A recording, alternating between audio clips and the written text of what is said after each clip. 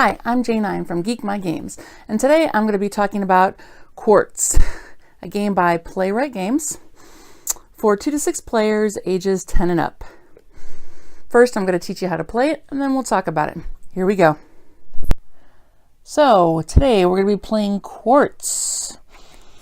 Notice there are not lots of pretty, colorful cards in this deck. Each player gets one color. So we'll play a 3-player game here. And all the rest of the colors go to the side except for black. Black are the Quarx cards. And what they are these cards with all of these different 3D shapes on them. And notice that there are lots of spheres. Spheres, the ball-shaped ones, are the ones that you will be counting in this game. So what you do next is, depending on the number of players, you just deal all of these out and everybody gets a pile based on however many. You just deal them all out to all of your players. So if you have 3, you'll be getting less cards than, say, if you played with 2. So just for time's sake, I'm going to put those off to the side, but say that these are the piles. We're just going to do like a quick show you how to play around, okay? What you're trying to do is get the most points or Quarx cards than anybody else at the end of the game, okay? So what you have in your hand, each person has number cards, okay? They're all the same. Everybody has a 16, an 8, a 4, a 2, and a 1, okay? You're to say on your mark, get, set, go, and what happens is everybody turns over their Quarx cards, the top one, at the same time, and what you have to do is count the number of spheres that you see as fast as you can. 1, 2, 3, 4, 5, 6, 7, 8, 9, 10, 11, 12, 13, 14. You then, as quickly as you can, come up with that total, 14. So I would take these 3 cards and put them face down in front of you and yell first if you're the first person to do it. Then the next person would yell second and the next person would yell third. Okay?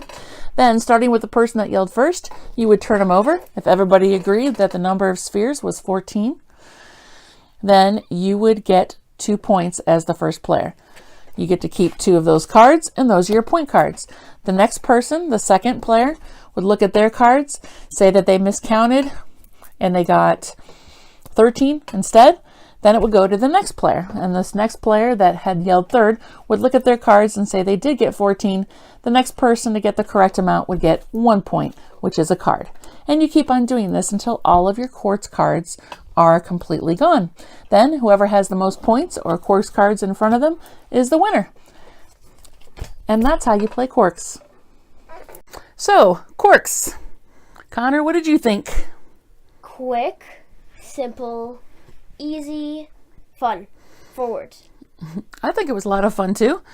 I think when we played it with your dad that it was a little bit harder than we all anticipated it was going to be, but in the end it was still a pretty good game because, I won. And he stunk. Stink. You probably shouldn't put that on the video. You probably wouldn't like that. Let's see, the components. The components are really nice, right? I think that the cards are really nice and glossy, very nice finish to them. It was enjoyable to play. Not a very deep game. It's one of those quick filler, just get it out there in 5-minute, 10-minute game. But we really got into it a lot more than we thought we would. So, and educational aspect, I think that it could be learned for or used for teaching too, right? Maybe. So what you're supposed to do is count the number of spheres, but it's got all different types of shapes on it. So if your kindergartner or first grader or whoever is learning, different 3D shapes, it could be a good refresher. I mean, I don't think that you necessarily have to count the spheres. You could count, the pyramids or any other of the 3-dimensional shapes, and the game would work. Well, maybe it wouldn't work the same way because you only have certain types of cards and numbers, right? The numbers might not add up. Yeah, and sometimes, they have only cards with only circles. Oh, yeah, that's true, too. Well, that would just be a 0 card then, right?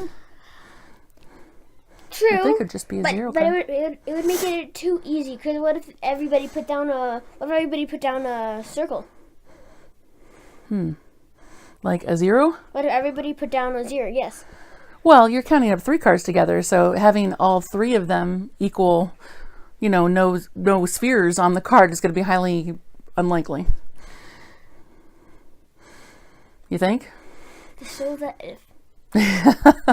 Well, in any case, it was a lot of fun to play, and I still think it has some educational aspects too. You can always use it. They're very fun and colorful, so you could always maybe use a deck of cards for different numbers. So it adds up to the correct number if you want to use the different shapes. I mean, it's got possibilities. At the very least, just having the kids recognize the different shapes on there every time you play is a good refresher, I think. So nice, quick little game. I'm not going to pull it out all the time, but I think I'll probably keep it in my collection. I'd probably give it around a, I don't know, 5.5. What do you think? On a scale of 1 to 10? It didn't have strategy. I wished it was longer. It's more of a party game if you just want to fill up the time, like 5-minute game before you want to leave somebody's house. So I don't like it that much. You don't like it that much? It's fun if you just wanna interact, but it's not, no. It doesn't really make you think too much, right? It's more of a speed game. It's hard to explain, but it's fun, but it's not fun. It's fun for what it is, but there are other games that we'd probably prefer to pull off the shelf before we pulled that one off, right? Yes. Yeah. Okay. And that's pretty much Quarx. Thanks for watching. If you'd like to subscribe, go ahead and click subscribe below.